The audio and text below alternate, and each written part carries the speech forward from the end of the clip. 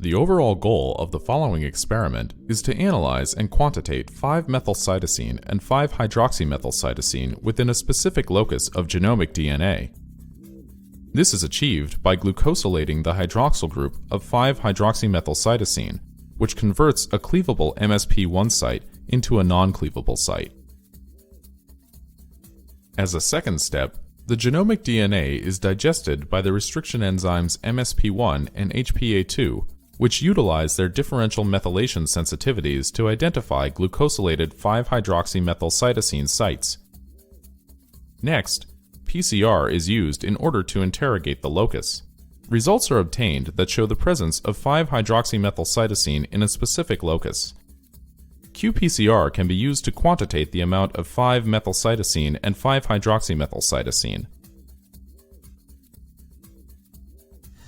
The primary advantage of this technique over other methods, such as bisulfite sequencing, is that you can discriminate between 5-methylcytosine and 5-hydroxymethylcytosine. Performing the experiments today will be Vaisvila. Romus was a primary developer of this kit at New England Biolabs.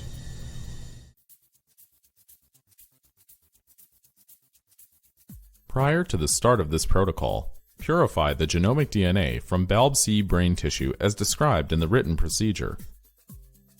In a 1.5 milliliter reaction tube, mix the genomic DNA, UDP glucose, NEB buffer 4, and enough nuclease-free water to bring the total volume to 310 microliters. Split this reaction mixture into 2 tubes of 1